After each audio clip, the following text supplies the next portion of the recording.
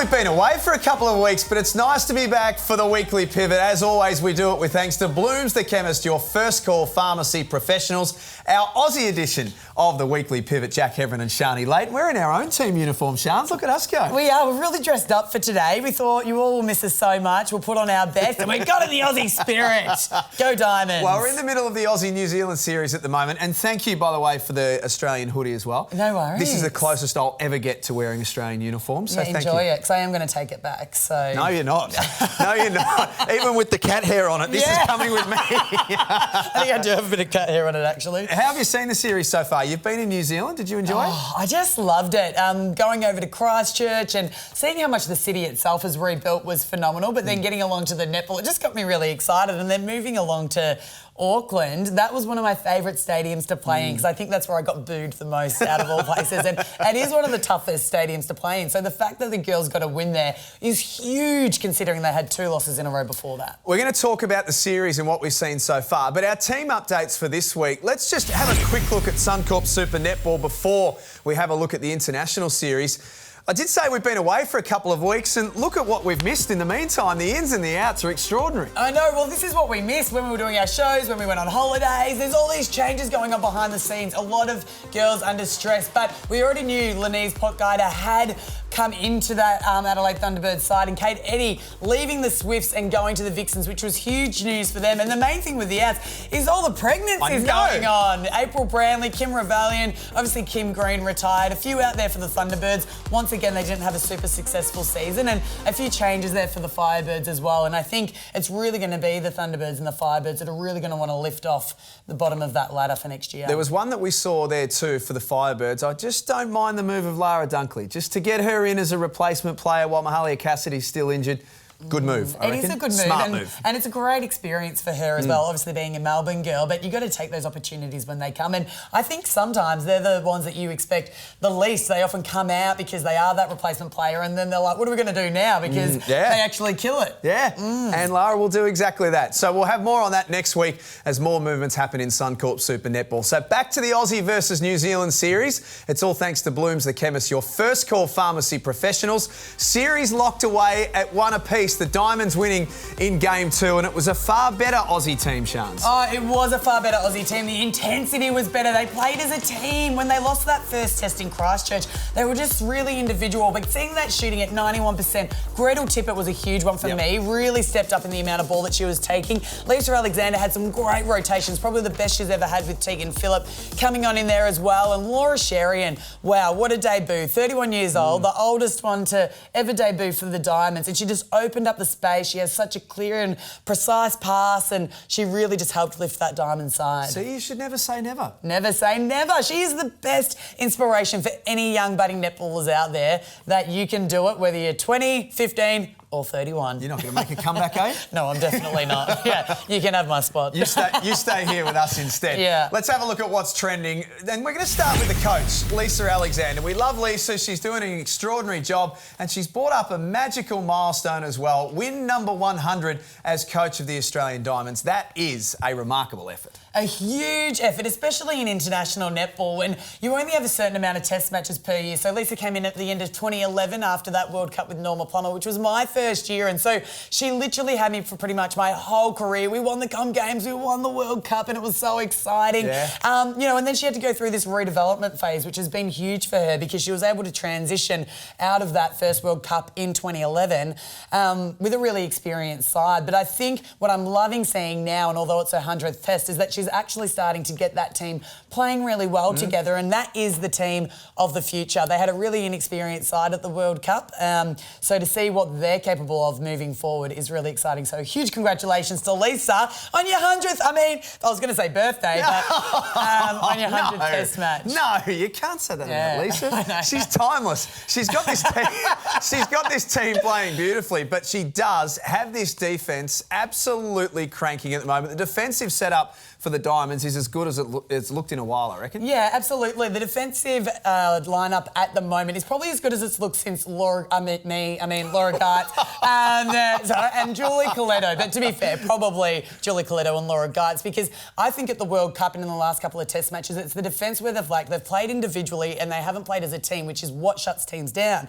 Coming into this Auckland Test match, they played together, and a huge part of that was bringing in Maddie Turner. She didn't get on the court, but I got to present her with her dress and have a bit of a chat to the Diamonds crew. Was that cool? It was so cool because as a player, you're in there and you receive your dress. I got mine off Natalie Von Berto. So to be able to reciprocate that and give that forward to as someone that started playing with me in 2016 at the New South Wales Swifts, she's just a real defender of the future. She has so much talent. She's got into a grand final. She's won the grand final this year with the Swifts, and huge steps ahead for her. And I think she's putting a lot of pressure on the likes of Jo Weston, but also Courtney Bruce, who had an absolute ripper on the weekend. But my theory is it's mainly because they started Sarah Clow in that Test match in Christchurch, and she deserved the start. She's been playing really well, but then Courtney said, no, you know what? I'm the number one defender here. Yep. She had more than 70% of the gains for the Australian team. She was phenomenal. One of the best performances I've seen her and that defensive unit play, but she couldn't do it on her own. Jo Weston did a huge workload out the front,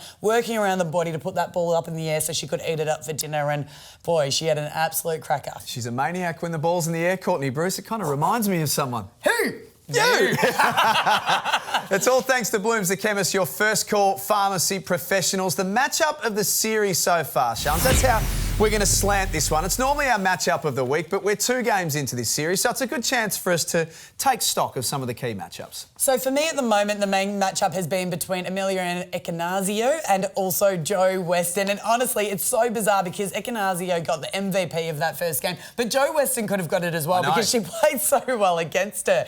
But Ekenasio, she was on fire. She absolutely killed it. But what I love is that Jo then turned around and she said, you know what, you had 29 from 31 in that game 1, and she kept her to 8 from 11 goals in that. It's a huge difference. So huge congratulations to Jo Weston for getting on top of her. So I can't wait to see whether Ameliaranne comes back and fights back, or if Jo keeps on top of her there. I think she will. She's in good form at the moment. And then there is the matchup between Laura Langman and Liz Watson, 2 of the fittest netballers to have ever played the game.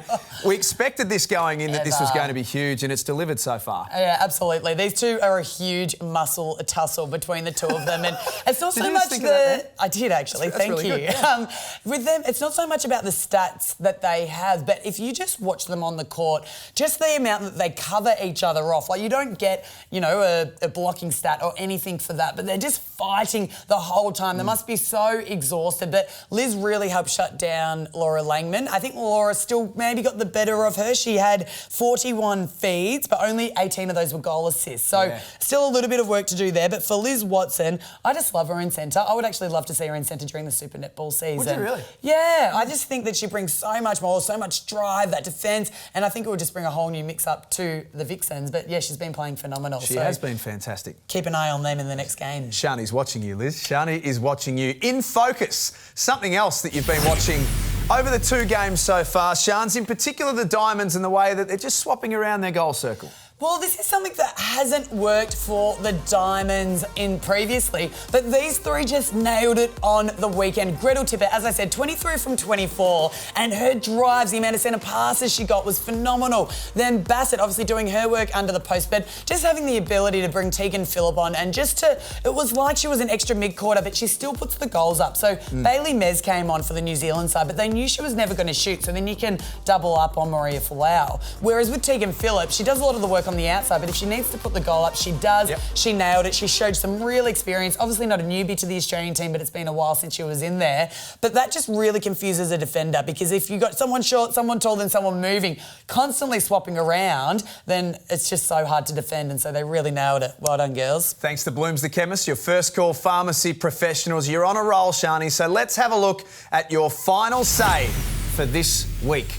And this one's a really tough one, Jack, because this week is what could have been. Look at you building the drama. I know, thank you. So this was mainly around the World Cup. When I sat courtside in Auckland on Wednesday night, that is the best I've seen the Australian Diamonds play, to be honest, in a couple of years. and they were intense. They played together. They were Yeah. just everywhere. And do you know what? The two players that I thought brought that? Ash Brazel Yes. and Laura Sherian. Yes. Ash Braz just brought Experience. something. It's the experience of having that calm, cool head. She works her butt off. She completely blocked out Shannon Saunders. She had so many held balls. Laura Langman had held balls because she couldn't even get to the ball.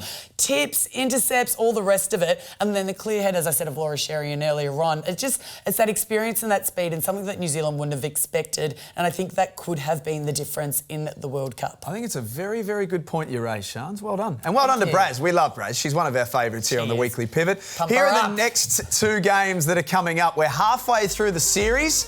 Game 3, Sunday in Sydney. And then Game 4, it'll be a massive crowd, I think, in Perth. In particular, if the series is still up for grabs when they get to Perth on the 27th of October, it'll be a massive game. It is going to be a huge game. I just think if the Aussies keep powering on the way that they have, they're going to be really dangerous, not just in the next two games, but, you know, building into that next Com Games World Cup cycle if the majority of the girls are still there.